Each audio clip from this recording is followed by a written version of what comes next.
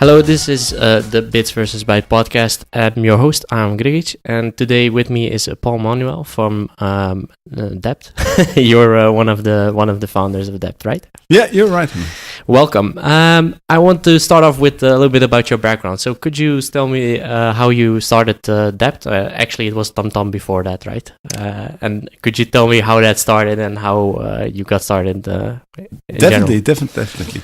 My name is Paul Manuel. I started my first agency called TomTom in '96. That's quite a long time ago. I started the agency with my brother Bart. He was studying physics here in Delft University. And I just did my first job. And during that job, I got the idea about, hey, maybe what I'm doing here in this job, maybe we can do that a little bit smarter and faster. And could be internet of any use. But that was back then in '95, so the internet was still young.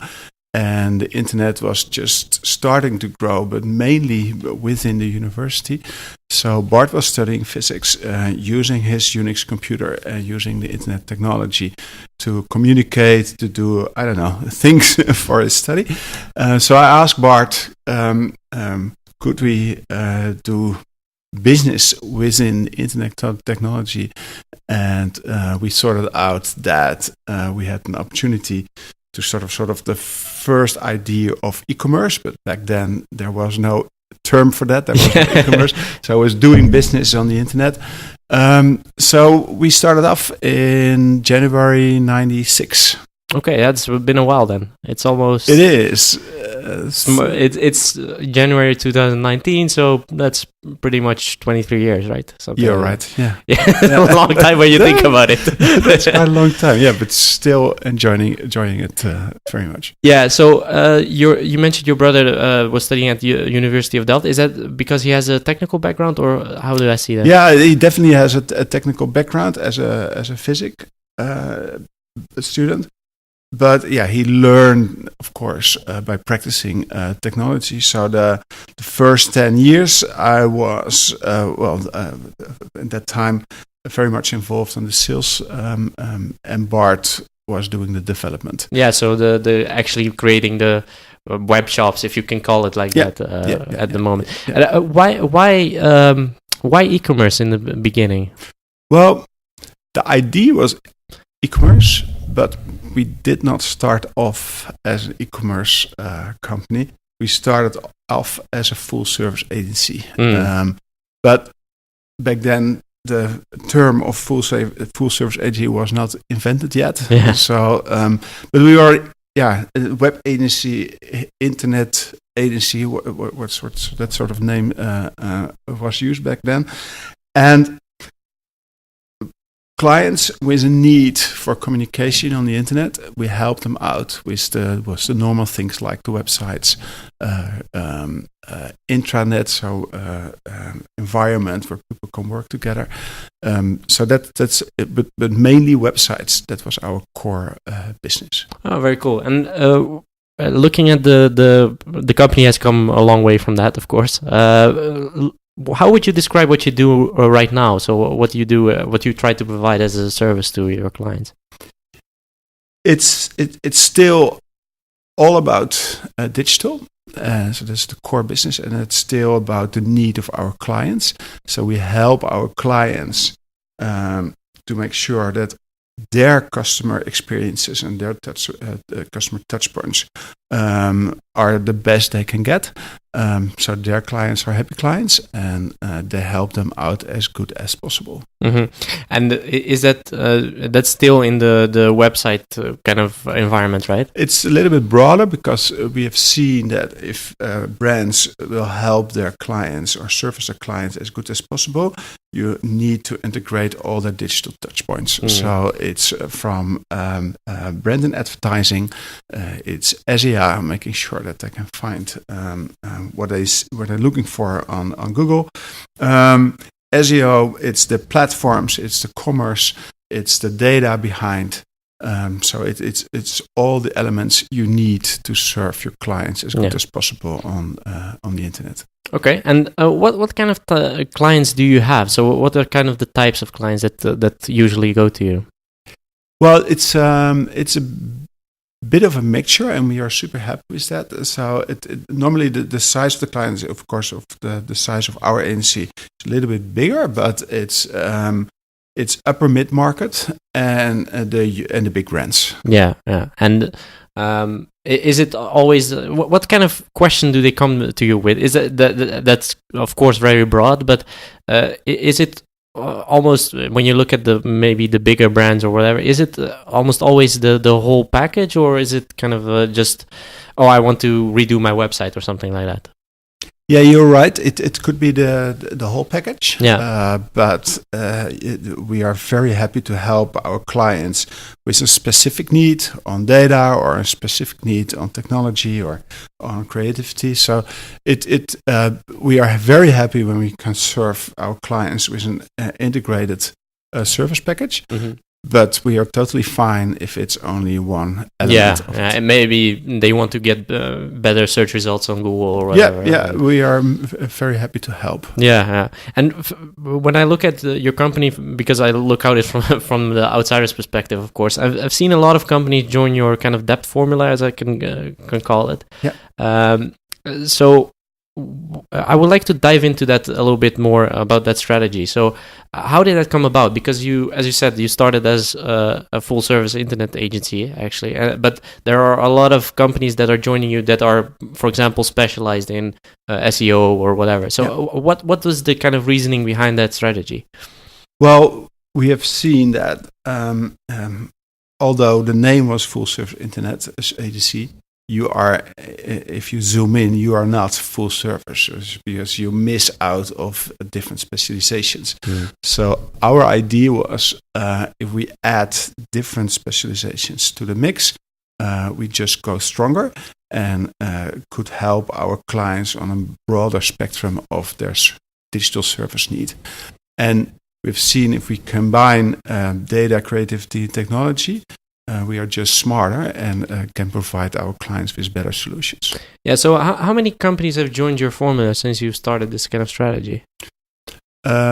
16 companies from 2015 onwards. Mm-hmm. Well, I'm not sure if you could call it a formula, but it's sort of a nice way of putting it. Yeah. But we are building one brand and one agency. So when people go to you, they just see it as Dept and that's it, right? And they don't see the other kind of brands, or? Well, we started off like TomTom, part of Dept, a friend of mine, part of Dept for the first 2 years. Also to find out how we should position Dept and to know who we are. And from April this year, all the Dutch brands and the UK and the Irish brands and the Swiss brands agencies are rebranded to Dept, and we will make the same step in Germany the start of next year. Yeah, and that's mostly just to kind of, it's easier to position then, right? It's easier to position, but it's reflecting how we feel. Yeah. We feel like one agency, and we see the opportunity to work together and to bring integrated services to our clients. So it was a sort of bottom-up approach from all the shareholders of our company. Say, okay, let's build one big brand because that's our way forward, and that's just what's happening. Yeah, and it's maybe even easier for clients to just know, okay, I'm just dealing with, although it's maybe compartmentalized in like countries or whatever, but it's just one company, and that's it. And it is one company, yeah. And we act like one company, and people feel like that. Well, what are some of the challenges that you had in kind of bringing all those separate entities, but which they were before, into one company? Well, there are quite some challenges, of course, but to start with is that I would say that all the people who joined Dept did it for a reason, and from my perspective, from the right reason, because we all seen that if we work together, we we grow faster, we internationalize faster, and we can help our clients better. So there was a very good motivation for people to join because together you're just faster and better. And therefore, I would say everybody is on the bus and working his ass off to build the best company we can. Yeah, and what I was wondering about is that how does that come together? So, say for instance, there is a company that you are interested in, or the company is interested in you. It can happen both ways, I guess. How does that? Is it usually someone from your network, or could it also just be whatever you see a company that's maybe interesting, or you've worked together, or whatever? Yeah, it's a good question. It's a bit of both. Of course, we have a sort of strategy going forward where we want to invest. What are the technologies? What are sort of services we want to invest? What sort of regions? So we think about it. Mm-hmm. But let's say, for example, in Switzerland, we landed our first agency a couple of months ago. They are a digital marketing agency, so providing services around the Google platform. So we are super happy with that. But our aim is that we are able to service brands in that country with multiple Dept solutions. So either we export, for example, from Germany services to Swiss, and we are looking into a buy and build opportunities. So buy the next agency in Switzerland, for example. Yeah.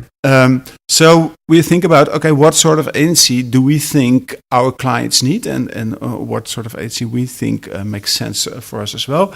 And then we just come up, we look to the web, of course, look in list, ask people, get connected, and people start to recognize Dept as well, so they reach out to us as well.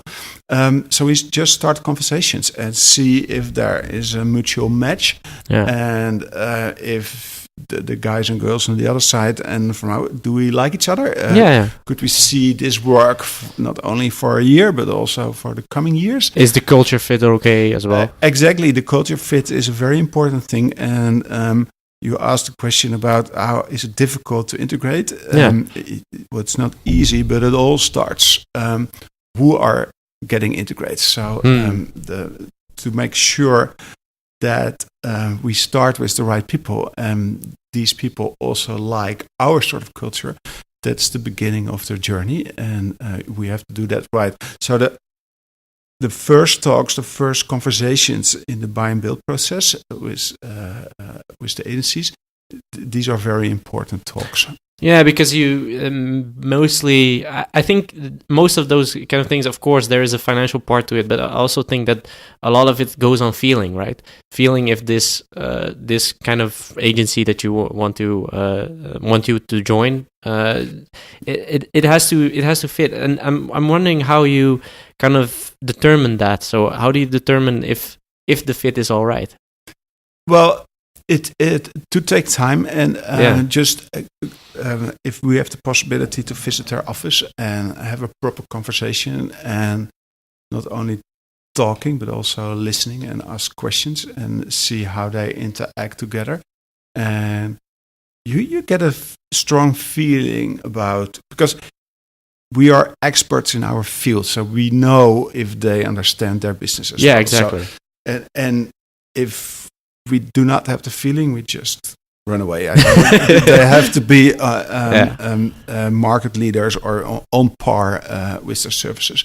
So if that's the case, then it's all about the people. And do we connect? Do we think that they like us enough to stay for a long period of time?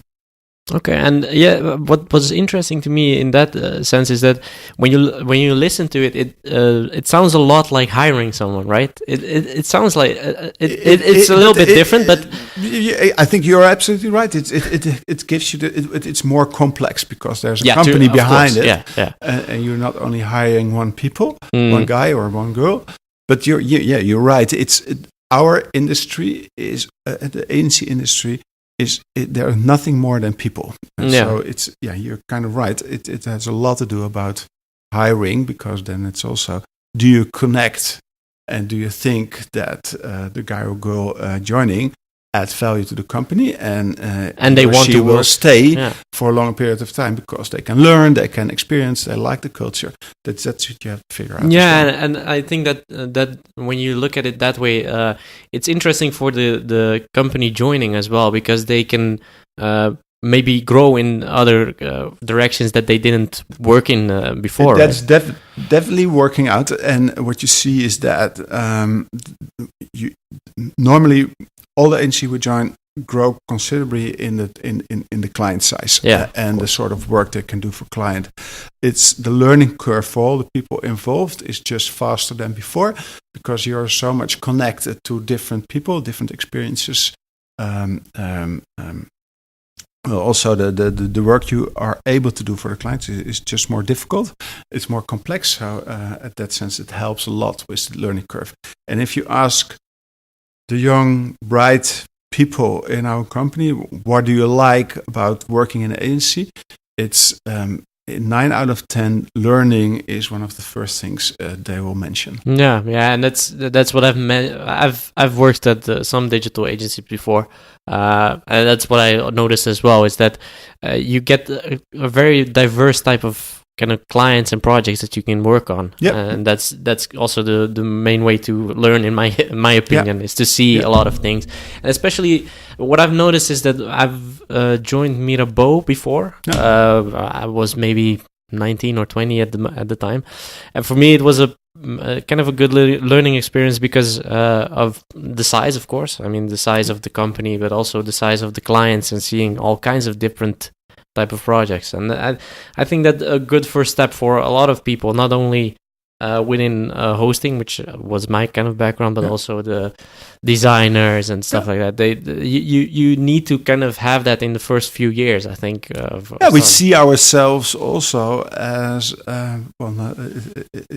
you work at an agency for a period in your life, let's say for 5 years, and then you move on, or as a freelancer, or other companies, whatever. So in that time, you add value to the agency, but the agency adds also, hopefully, that's our aim, a lot of value for you guys, because the learning curve is just so steep. And it's not only in your specialization, your learning curve, but if you're a technical guy, you learn a lot about design. If you are back-end, you learn a lot about the front end, and so on, a lot about data and marketing. So it's the connection between all the specializations that makes it very interesting, I think. Yeah, so how does a day-to-day operation look like on your side? Because when, for example, that agency comes along and wants to, you get the deal done, and they join you. Say, for instance, it's in the Netherlands, because most of the concentration is in the Netherlands right now, right? In terms of people, I think. Well, the Netherlands is still the biggest country, although our German friends are there are more German-speaking people right now than Dutch-speaking people in our company. Yeah, what I was wondering about is actually when those kind of companies join you, do you all get together in one specific area, in the sense of one office, or? Really? Well, that's not possible always. Not always possible, of course, because of the distances. We have done that in the Netherlands, in Rotterdam and Amsterdam, but that's kind of easy because now the Netherlands is quite small. You can't do that, for example, in Germany. But what we see now in Germany, we just a couple of weeks back, we opened our first completely branded office in Berlin.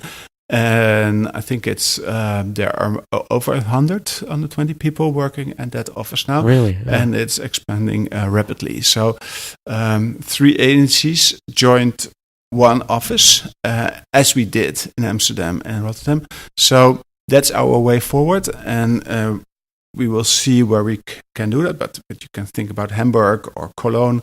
These are huge areas and big economies. Within Germany, for example.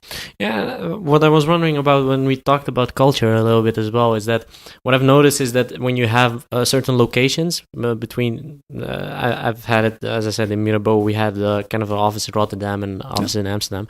How how do you guys look at the way the communication goes? Because that was also that was always kind of a. It's not that you see them differently. They're of course the same company, but you still have that kind of feeling of they're there and we're here. And how do you kind of mitigate that feeling of connectedness? How do you get that feeling of connectedness between those locations? First of all, you are right. There are small differences in the different locations because culture, languages, countries, background of agency. So, and that's all okay. We recognize that, and we do not bother that much about it. But what's happening is that the way we communicate, the way we build our brand, Dept, and it's super transparent, it's liberal, it's open. People tend to embrace that and mix that with their own culture, and so that's an important step. And of course, the first step in the buy and build is that we are looking for companies. We will see that they are connected to us, and they understand the way we want to work, and we think that they, if the starting point is right, that helps a lot. But what's happening is we just start to work together on clients, and then you have multiple teams with multiple different specializations and people from different background with one task, and one goal, and serve the client. So that helps a lot. And the way we organize it, it's a sort of virtual one P&L, and so it doesn't matter that much if you work for Team A or Team B or a location Zurich or in Hamburg or in Dublin. It's all one P&L. So moving people around, making the best team for our clients, that is in the forefront of our thinking and our behavior, and that's company-wide. Yeah, so it could be that, for example, one team working on a particular client can even be not in the same country together, right? It's happening a lot. Yeah, that's good, because I think that's the way to kind of keep that connectedness, right? They're not working on just one client and it's all done in Switzerland, I know. Yeah, that happens as well, but as you can imagine that the bigger clients are served with multiple teams from multiple countries with multiple backgrounds. Yeah, that's cool. Yeah, but that's the technology has come so far that you can do that, right? You don't need to be in the same space at all. Yeah, but it's also invest a bit in technology. A simple example: we use all WebEx. It's just a video conferencing system, and the first day of a deal,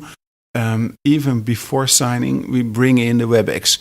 So to make sure that we are connected and can have a proper conversation and not flying in and out and making air miles. So it's sort of the simple tricks will help as well. Yeah, and coming back a little bit to that strategy again from the companies joining you again, I was wondering about was it also something, I talked to Heini from Mirabeau a while ago about that as well, is that was it also the skill to clients to have a bigger skill to be able to kind of service some clients that you couldn't do before? Was that also an idea behind that strategy? That's absolutely an idea. We see that if you want to win in this world, you have to have your digital strategy sorted out.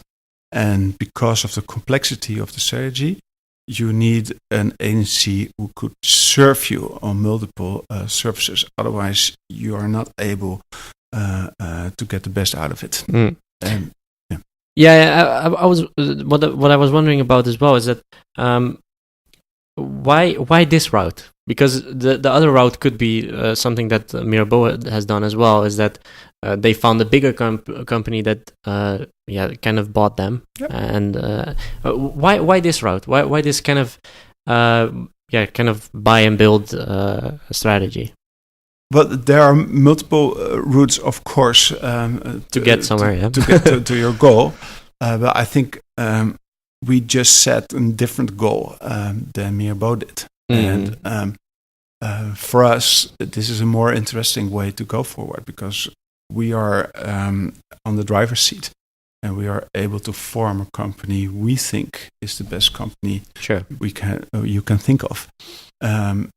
So we are totally happy with the choice we made. I think. Yeah, looking back at it, you still think it's the right choice, right? I mean, yeah, I'm 100% sure about it because I see the results. Yeah, exactly. I see the happiness of our people. I see the happiness of our clients, and I see the potential we have in the coming years. Yeah, and the if we look at the web itself, there's one question that I wanted to ask you. It's a little bit technical. I know that's not particularly your background, but I was just wondering in a high level. So there's a lot to do about kind of voice interfaces and things popping up like that. What do you see as kind of a future thing for in that respect? So what do you see at your clients that are kind of asking for these kind of new technology? What kind of things do you see?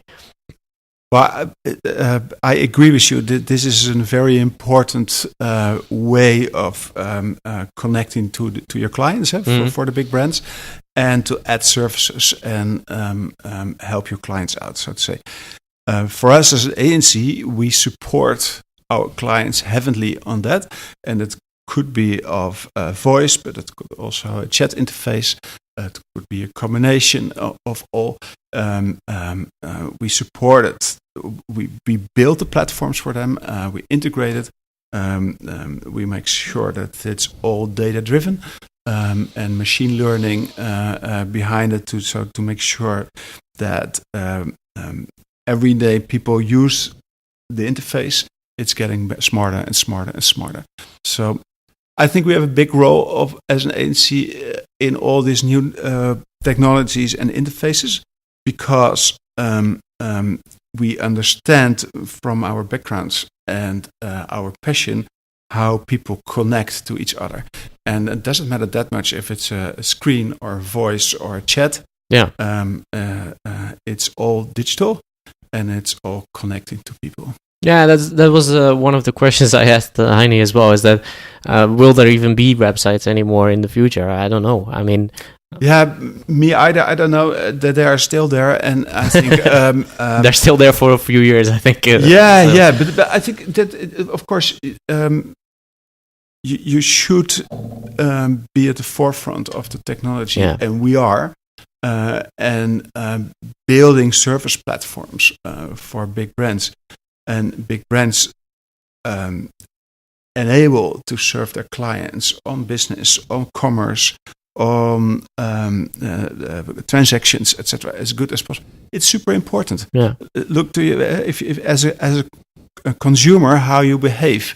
It makes totally sense when your insurance, your bank, but also your fashion label you like have their platform, and it's really sorted out and it's super smooth in how it behaves. Yeah.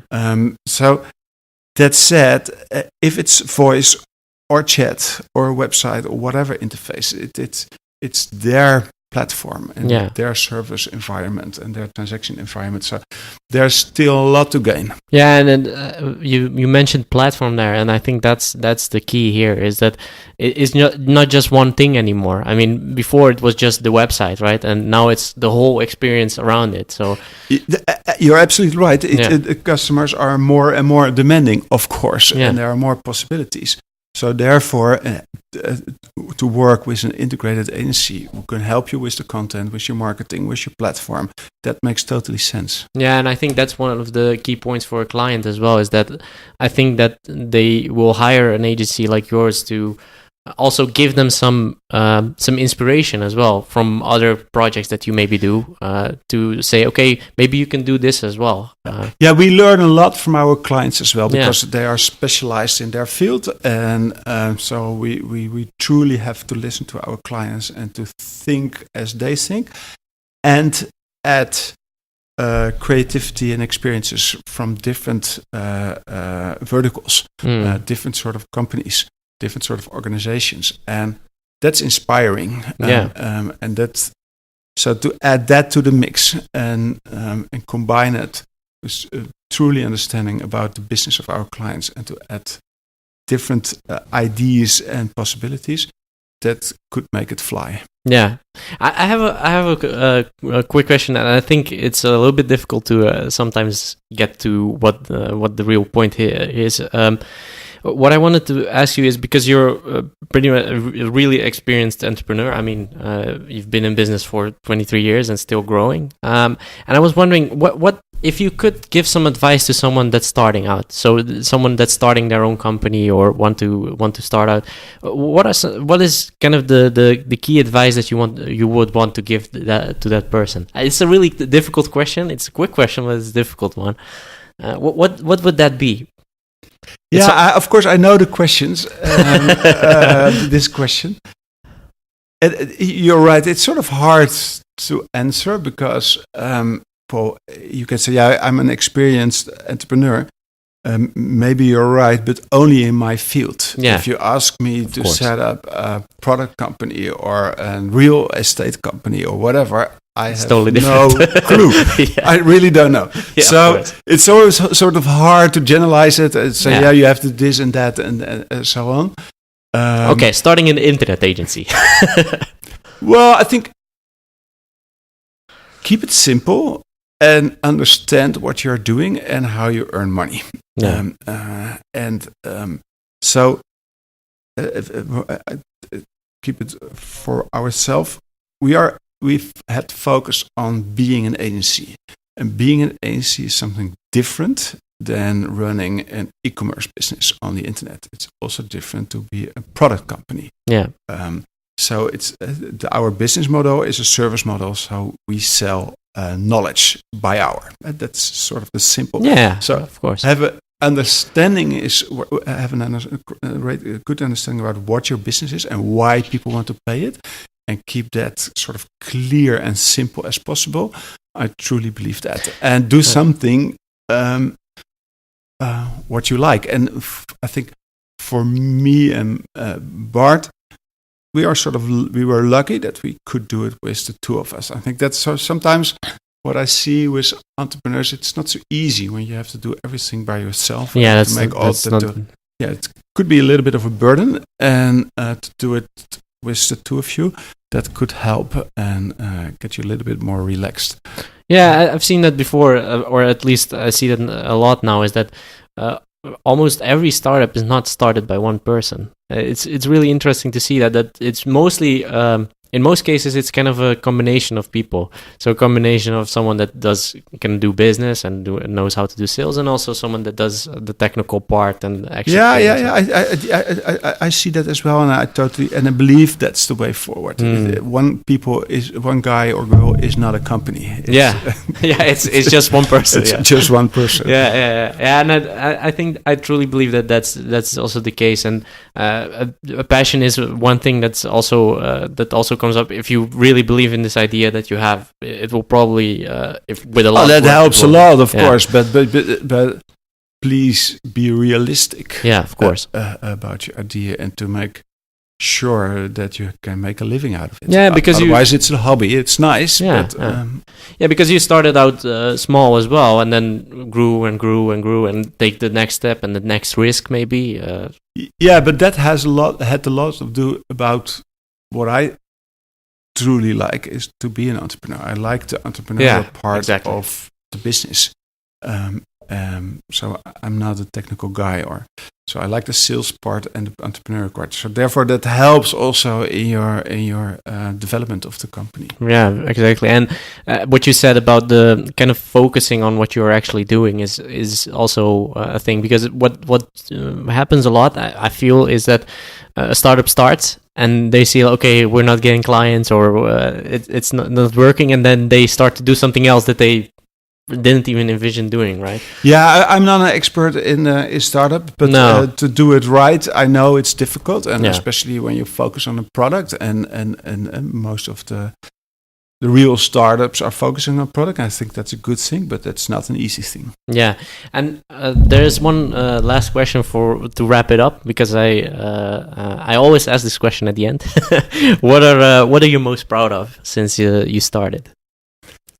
Well, and that sort of everyday feeling is sort of humble feeling that we are able to build a team like this, which is such a talented group of people, and that clients believe our story, and that we are able to serve them as good as possible. I think that feeling, if you walk in your office and you feel the vibe, I think that's very addictive. Yeah, I can imagine that when you're walking around, maybe not only in these offices in the Netherlands, but also in the other countries, right? That kind of feeling of, we've built this, right? Yeah, but it's not about you. It's not about I build this, but it's about the amazing feeling that's a team of people from different backgrounds has sort of the same idea, of the same philosophy in building this company.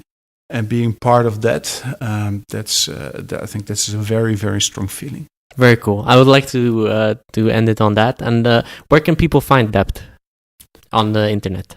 Deptagency.com. Deptagency. You will find them, and we are on Instagram and on Facebook and LinkedIn. They'll find it. You will find us, definitely. Cool. Thank you for being here. And for the listeners, of course, you can find Bits vs. Bytes on bitsvsbytes.com.